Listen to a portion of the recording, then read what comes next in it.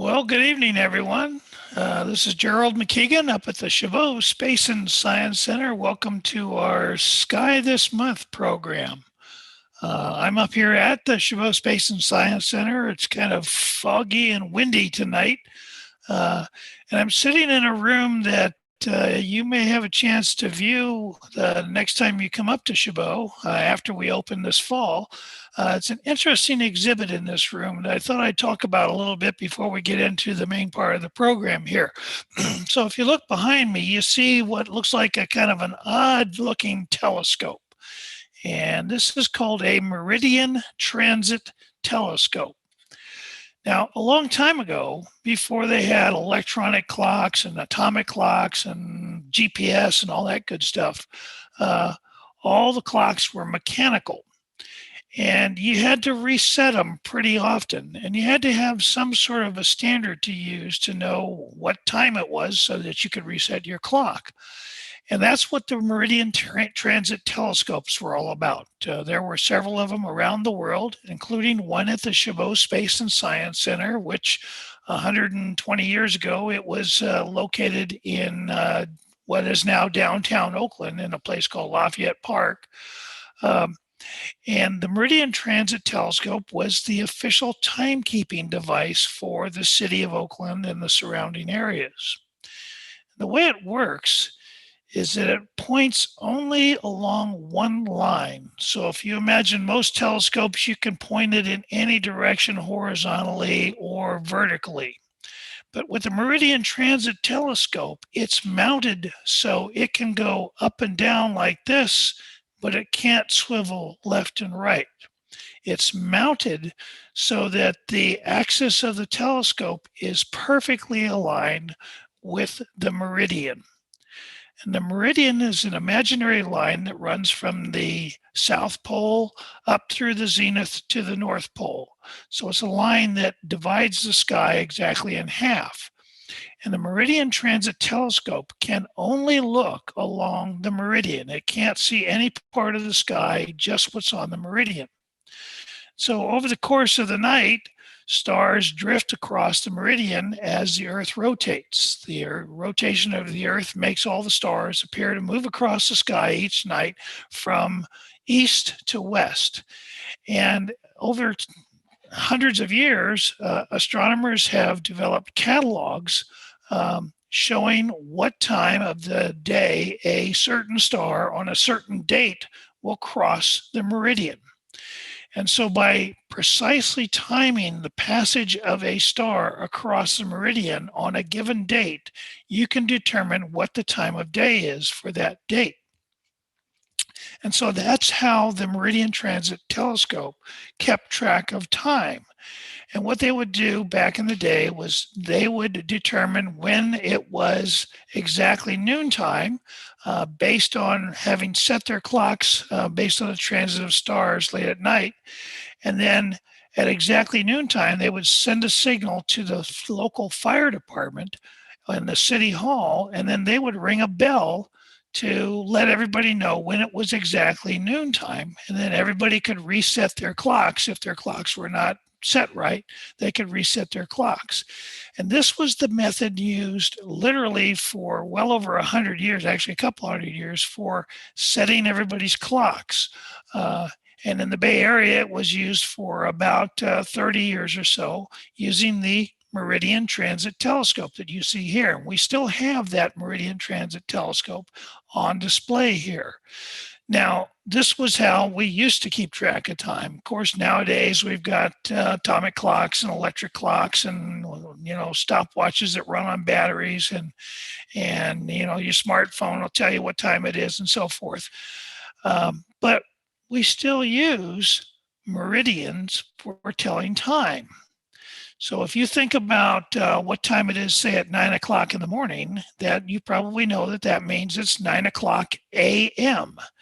And if it's 3 o'clock in the afternoon, you know that means it's 3 o'clock p.m. But most people don't know what the a.m. and p.m. stands for. So if you imagine the sun rising in the east, it's drifting across the sky, slowly getting higher and higher in the sky until it reaches that meridian. And that's local noontime.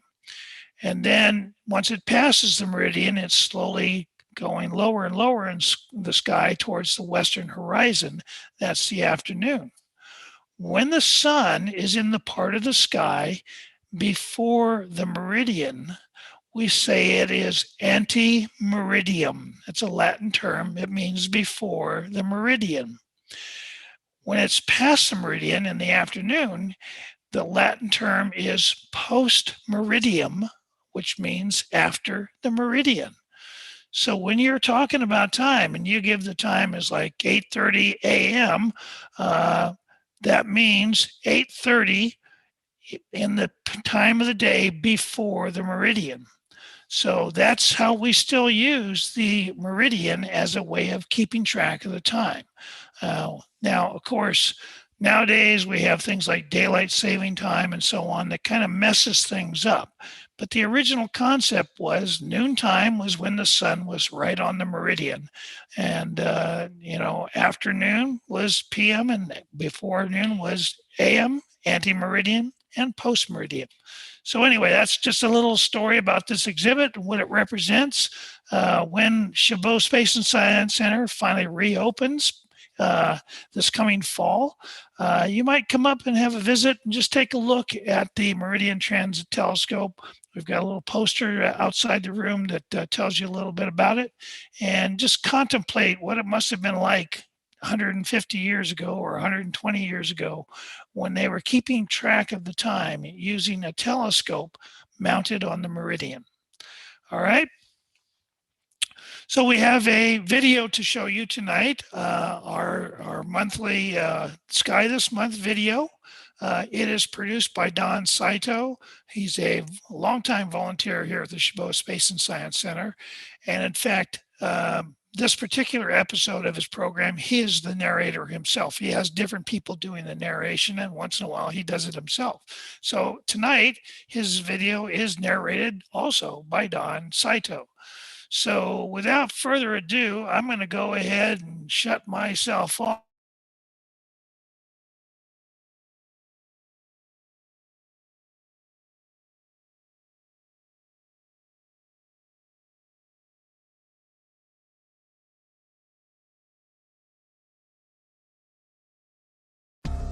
Greetings, fellow Earthlings. Even as the COVID-19 pandemic appears to be winding down, we're still not quite out of the woods yet, where we can safely meet inside our amazing Zeiss Planetarium at the Chabot Space and Science Center. However, we can always use nature's planetarium, also known as the real sky, to step outside, tilt our heads back, and see at least some of the amazing things that I'll be pointing out for you tonight. I'm of course talking about the constellations. There are people, animals, and objects up in the night sky. They've been there for millennia, but most people are unaware of them as they glide by unnoticed right over our heads every clear night. Tonight, let us explore these objects and characters and let them become our friends and familiars, just as the ancients did. To start, let's consider the reason we don't see all the constellations at once. The Earth has 4 seasons: spring, summer, fall, and winter.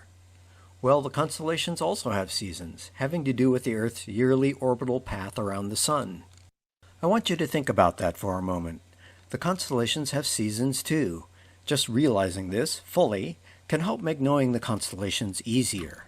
We can only see stars by looking away from the Sun at night, which changes our view of the stars as the Earth makes its orbit around the Sun throughout the year. Unfortunately, unless you're at a good dark sky site, and if the moon isn't too bright, most constellations will be somewhat hard to see fully. But most constellations have at least a few bright stars to help identify them, and the better your viewing location, the more you'll be able to see. A good first step to finding the constellations is done by knowing your compass directions. We can easily do this without a compass using a star grouping that is quite easy to see and most everyone knows, the Big Dipper. If you don't know the Big Dipper, have someone who does know it point it out to you. Around this time of the year, the dipper is face down but is still easy to see with its curving handle and bowl. Take special note of the 2 stars at the end of the bowl.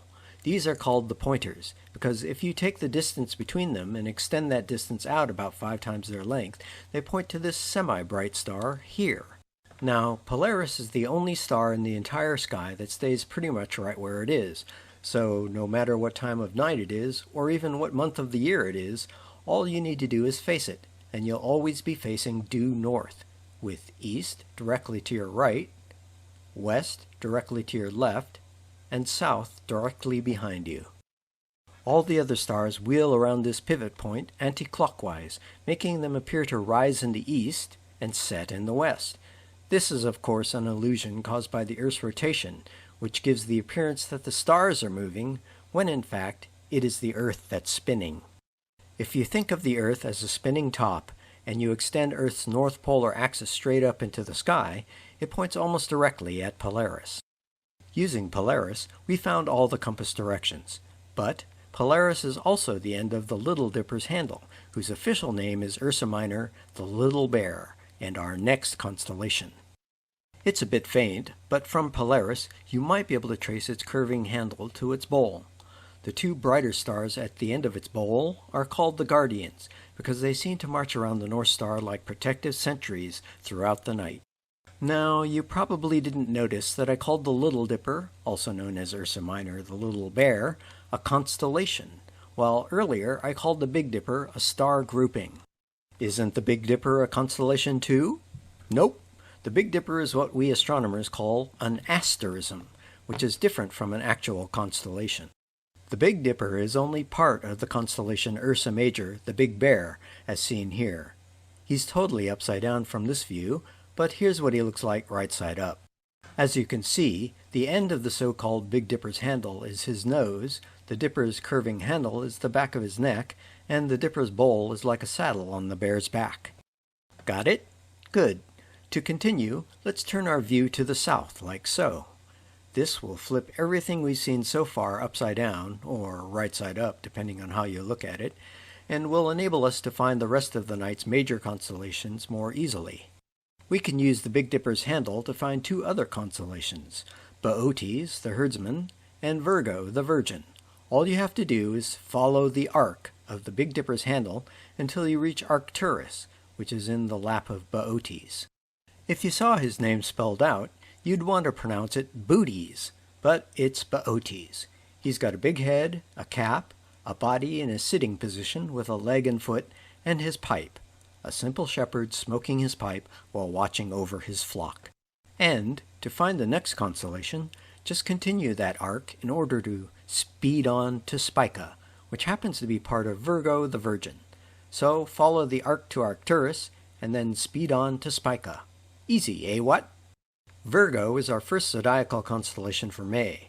Actually, it should be Libra the Scales, but Libra is too faint to see it this time, so we'll start with Virgo, just like we did last month.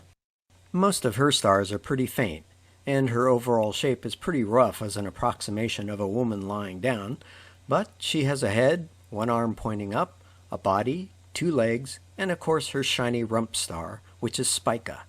Arcing relatively above the southern horizon is a kind of invisible line where all the zodiacal constellations can be found. This line is called the ecliptic, and is also where the sun, moon, and planets move along. This is why the zodiacal constellations were so significant to astrologers. Not that astronomy scientists believe in the pseudoscience of astrology, most don't. But astrologers were some of history's first astronomers, and for their early work, we are in their debt. To the right, or west of Virgo, we have Leo the lion. He's got a head, neck with mane, body, legs, and tail. Located in his front foot, Leo's brightest star is called Regulus, which is the 22nd brightest star in the sky. To the west of Leo, we find the zodiacal constellation Cancer the Crab. Unfortunately for Cancer, it is quite faint, and unless you're at a fairly good dark sky site with no moon, you'll never find it. As you can see from the illustration, it's a very simple constellation made up of a kind of squashed rectangle with a couple of sticks coming off the top which are meant to be the crab's arms. Not too impressive, but this constellation does contain a very pretty deep sky binocular findable object, M44. Check out the last 2 months' constellations videos for how to find it. Our last zodiacal constellation at this time is Gemini the Twins, two stick-figure brothers arm in arm. The two brightest stars in the constellation are their heads, Pollux on the left and Castor on the right. As you can see in the illustration, they've got interlocked arms, bodies, and legs, but being so close to the horizon where the sun just set, you'll probably only see their heads before they're completely lost to the sun before late in the month. Leaving the ecliptic, and just below it, we have the largest constellation out of all 88 constellations, Hydra the water snake. As you can see, he has a head and a long snaky body and tail. He's faint, so only look for him away from light pollution. Sitting on his back is the constellation Crater the Cup. There's an entertaining story in Greek mythology that explains why this is, but we won't go into it here. Look it up. It's actually a little bent. And then there's Corvus the Crow, seen here in profile with his beak, body, and tail. He's also part of Hydra and Crater's story, and he's a fairly bright constellation that's not quite but almost easy to see. Finally, rising in the east, we have a rather famous fellow, Hercules the Strongman. He's mostly pretty faint, but his head can be seen in semi-dark skies. It's an asterism like the Big Dipper, and is called the Keystone. It can be found to the left of Bootes' head. And that's it! There are other smaller or fainter constellations out there, which I encourage you to look for using a good book and maybe a pair of binoculars too. Speaking of good books, I cannot more highly recommend the book The Stars, A New Way to See Them, by the author H.A. Rey, who you may know as the same author who wrote the Curious George books. Rey was a scientist who wasn't satisfied with the way modern star charts were drawn. The astroscientists were not interested in the characters, objects, or stories behind the constellations, so for convenience, they just connected the brighter stars into weird geometric shapes, slapped on their Greek names, many of which would mean nothing to the common person, and left it at that. That's all fine and well for them, but for us regular folk, we're more interested in the fun stuff. If you really want to learn the constellations, get Rey's book, which can be purchased from Amazon.com for about $18. I'd also recommend getting a pair of binoculars before getting a telescope. Binoculars are cheaper and easier to use, and there are many wonderful deep sky objects that can actually be best seen with just a pair of binoculars that are noted in Rey's book. If you do want to get a telescope, ask us or research on the web how to make an informed purchase. Be warned, there are a lot of bad telescopes out there with cheap components and shaky, muddy, fuzzy views that will disappoint you every time. A good scope will inspire you and your children to a lifetime of deep space exploration and an appreciation of science and nature in general. If you're interested in getting into the hobby of astronomy, joining a local astronomy club can be most helpful. Chabot is partnered with the EAS, the East Bay Astronomical Society, which has many activities and resources you'll find essential to help you get started in this amazing and beautiful study of our natural universe. Thanks for watching this video. If you like this content, be sure to click the thumbs up button, subscribe to our channel, and hit the bell notification icon to find out when new content has been uploaded. This will really help our channel to grow, which would make us all very happy. And until we meet again, we'll see you in the future!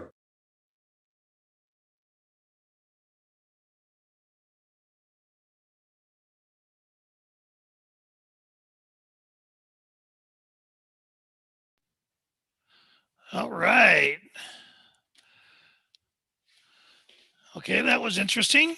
I like that he's got a new ending on there with a pretty cool graphics to it. So a couple things I wanted to add to what Don talked about in his video. For those of you living in the Bay Area tonight, if you go outside, you're kind of covered by a blanket of fog, so you're not going to be able to see much.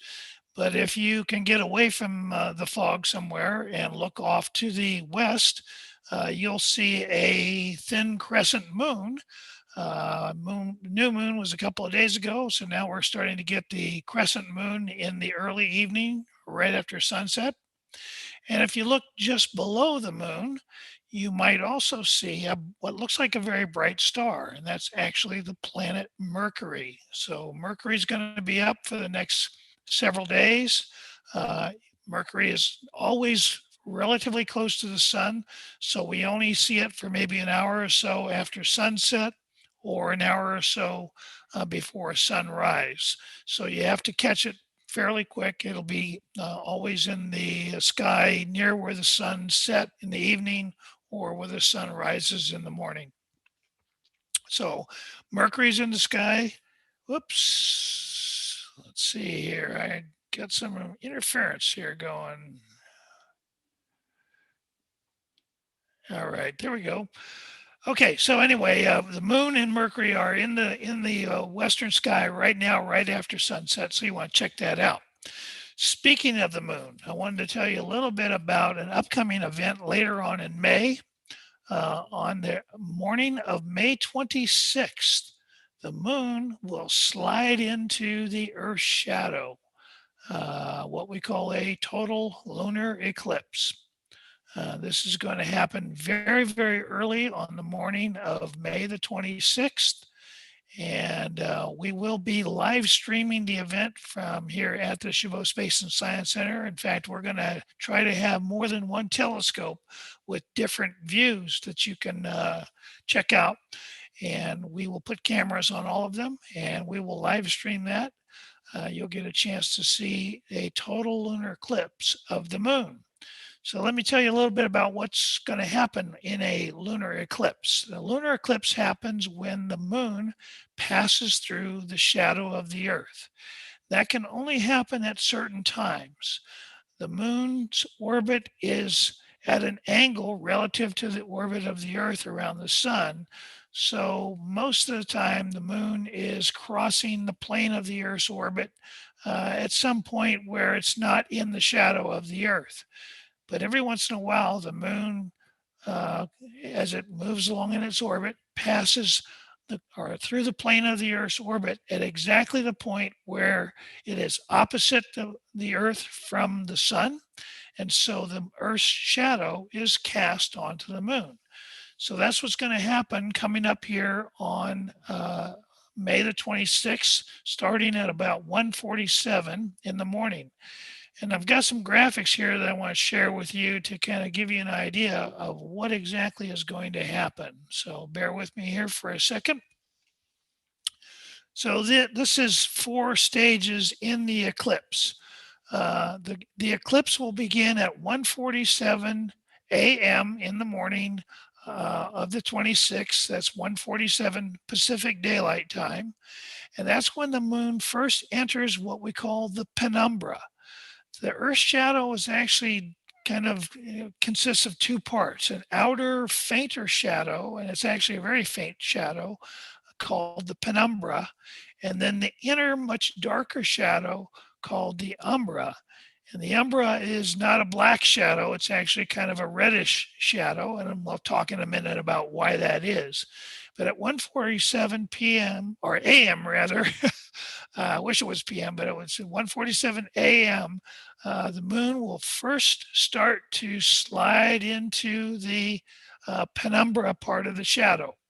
This is a very slow process. It'll take a full hour before the moon reaches the point where it starts to contact the inner shadow called the umbra. It gets fully into the umbra at about 4:11 in the morning, and it's only there for about 12 or 13 minutes or maybe a little bit longer, and then it starts to slip out again at 4:25 in the morning. So it's going to be a relatively short event, and the best part of it, when the moon is all the way in the Earth's shadow, doesn't happen until actually about an hour before it starts getting light in the sky. So, it's definitely going to be for folks who don't mind staying up really late. I just noticed this says the 26th of March, and that's wrong. It's the 26th of May. I'll have to talk to the guy that made the graphics. Oh, wait a minute. That was me. Okay, so let's see. So a little bit more about what you will see. This is a set of images taken by Conrad Jung. Conrad Jung is a staff astronomer here at the Chabot Space and Science Center. He is really into astrophotography.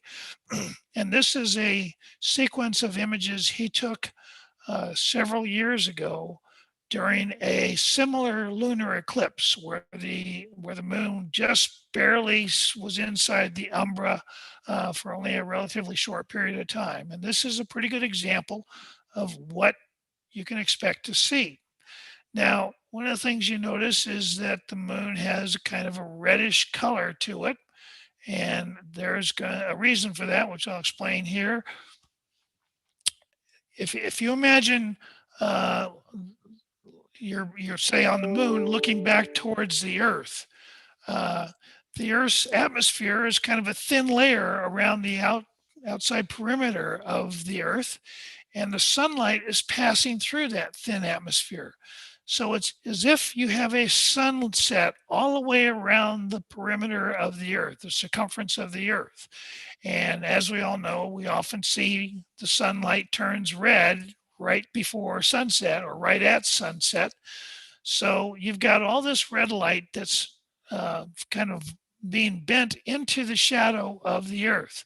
The atmosphere does something called refraction, and it basically separates the colors of the light coming from the sun, and the blue light gets refracted and off into this direction. The green part of the spectrum kind of goes straight, and then the red part of the spectrum gets refracted into the shadow of the Earth. And so the net effect is that shadow has a reddish color. Now, this is kind of a hard thing to conceptualize, so I came up with another graphic here to kind of illustrate what this would look like if you were on the moon. So here we are standing on the moon during a total lunar eclipse. And you can see the sun is being blocked by the Earth, but sunlight is filtering through the atmosphere all around the circumference of the Earth, producing a reddish glow, which fills in the shadow and makes it appear red. So this is what's going to happen on May the 26th, early in the morning, starting at about 1:47. We will be live streaming it from here at Chabot Space and Science Center on our telescopes. We'll start live streaming around 1:30 a.m. and we'll continue to about 5 a.m., maybe a little bit longer. And we're going to have at least 2 and maybe 3 telescopes with different views of this. We'll also maybe have a few people up here that we can talk to while we're doing it. So, and we'll be taking questions from the audience. If you're, of a mind to stay up that late and join us, we would welcome you and hope to see you really early in the morning on May the 26th. All right. Okay. So what we'd like to do now is open it up for questions. Richard Ozier is kind of handling the back end here. He's been watching Facebook and YouTube, and if there are any questions coming in, he's going to relay them to us. And we'll take any questions that you want to throw at us about anything astronomical, space flight, anything like that. Just fire away and we'll try to answer. And as I always say, if we don't know the answer, we'll make something up. So yeah, I don't see any questions yet, Gerald, but I got a question. Okay. Is this the only lunar eclipse this year? I believe that's visible from North America. I believe it's the only one that's visible from North America. Yes. I think there's another one later on the year, but it's not visible from North America because it happens the wrong time of the day. Got it. So for us, it either is invisible or just a penumbral eclipse, right? Yeah, I'd have to look that up, but my recollection is we won't be able to see it from at least the western half of the United States.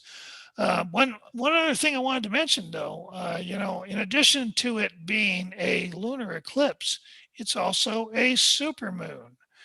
And supermoon happens when the moon is close to the Earth at the same time as we have a new moon. So total eclipse happens when it's a new moon, or I'm sorry, a full moon.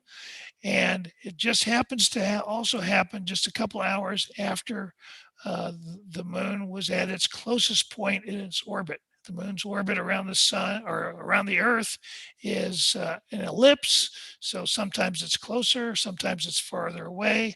the timing of full moons and new moons and so on does not align with the timing of when it's close and when it's farther away. So sometimes, or in fact, most of the time, we have a full moon. The moon is not at its closest point, but on this particular night, which is also the night of the eclipse, the moon will also be very close to its closest point, so it will appear a little bit larger than normal. So you get a kind of a 2-for-1. You get a lunar eclipse and you get a supermoon, right? Don't see any questions, but you did get a compliment on your graphic of seeing the Earth and Sun from the moon, Oh yeah, which I yeah, thought was great too. That was a good idea. It's kind of hard to understand the refraction yeah. without seeing something like that. Sometimes you just have to look at things from a different perspective to really That's right. understand what's going on. Yeah, So, it's a good lesson in general. and someday, hopefully not too long from now, human beings will be on the moon and actually be able to see that perspective during a lunar eclipse. So keep your fingers crossed. All right. Well, going once, going twice. If you have any questions, now's the time. Otherwise, we'll call it quits for the night. Yeah. Do we want to mention the time change for tomorrow night's program Oh, before? yeah. Tomorrow night we are supposed to do virtual telescope because we're getting well into daylight saving time and well into summertime when the sun doesn't go down until 8:30 or later. We are going to be changing the time for our virtual telescope programming. We're going to start at 9:30 instead of 9 o'clock, and we'll do that for the next couple of months until we get past the summer solstice and the sun starts setting earlier and earlier again, and then we'll go back to doing it at 9 o'clock. So join us tomorrow night for our virtual telescope program at 9:30. I also forgot to mention, we would like to ask that you take a moment to hit those donate buttons. If you're on Facebook, there should be a donate button above the comment section or below the comment section. I guess some people see it one way and some see it the other way. If you don't see it there, you can go to the Chabot Space and Science Center website, which is chabotspace.org. And at the top of the web page, you will see a donate button there. Right now, we are closed still because of the pandemic. And so we are not getting any ticket sales or any the normal sources of revenue. But we are still doing virtual programming and we are doing a lot of work on the interior of the Chabot Space and Science Center, getting it ready for reopening in the fall. So we do still need your support. So if you can take a moment to click on one of those donate buttons and help us out, we would really appreciate it. Did get one good question here on Facebook Okay. from Curtis. Even though we don't use the lunar calendar, have we ever used lunar astronomy to track the date or time of the year?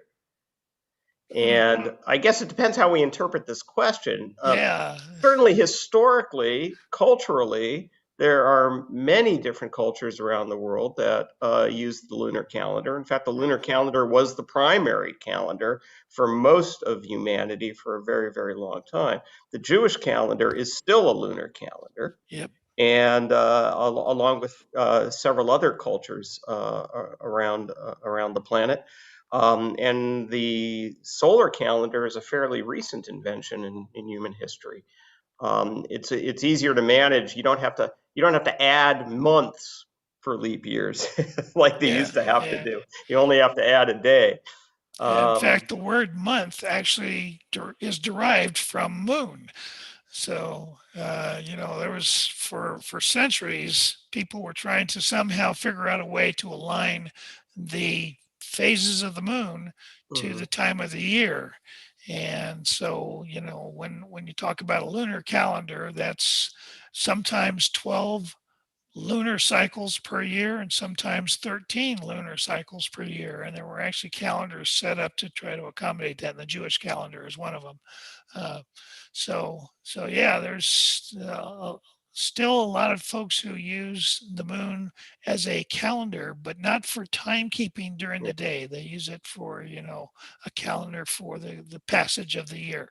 There's only one exception to that, and that would be for the calculation of tides. Correct. Right. Right, because that using the solar calendar and solar timekeeping doesn't help us with tides very much. So if you have one of the most interesting clocks I ever saw, which was built several hundred years ago, one of those clocks with 50,000 parts that's like a whole story tall, has a whole lunar calendar mechanism inside of it to display the tides all around the world. And this was in the Church of Besançon in France, and it had 8 different ports around the world, and it was tied to the lunar timekeeping mechanism in this clock. And it had an actual cutout of the water that would move up and down in front of the background ships. It was really quite amazing. But so that's really the only application I could think of. Right. Here's I'm not sure if everybody knows, but the tides of the oceans are caused by the moon and the sun. The gravitational pull of the moon actually pulls the ocean toward it, and the rotation of the Earth kind of pulls that high spot a little bit off center. So if you imagine a line between the center of the Earth and the center of the moon, the rotation of the Earth pulls that high spot off a little bit. So there's a slight lag between when the moon is directly overhead and when you actually have the high tide. But the moon's gravity pulling on the ocean produces a tide. The sun's gravity pulling on the ocean contributes a little bit more to that. And when the two of them are lined up, you get what they call the king tides, which is the exceptionally high tides, because both of them are working in concert at that time. So you got another question? Yeah, Lydia just wanted a clarification about the program tomorrow night. Is that 21:30 Pacific time? Yes. Yes. Whenever we're gabbing about times, we're usually thinking Pacific time because we're Pacific time centric here. So yes, 21:30 or 9:30 Pacific time is when our virtual telescope program will be taking place for the next few months. Or it's 04:30 universal time. Yeah, 04:30 universal time. And on the next day. So. And as a follow-up, Lydia, yes, the clock I was describing is still in existence and is still fully operational. There's a whole nonprofit that's dedicated to maintaining all 50,000 parts of that clock, and it's in the main church of the city of Besançon on the French-Swiss border. So if you ever have a chance to get to the Jura Mountains, that's the place to visit if you're interested in amazing clocks. All right. Any other questions? That's it, I think. Let me check YouTube real quick. No, nothing there. All right. Okay. Well, good night, everybody. Yeah, thank you again. And we will do this again next month. And be sure to join us tomorrow night at 9:30 Pacific Daylight Time for our virtual telescope program. Good night, everybody. Good night.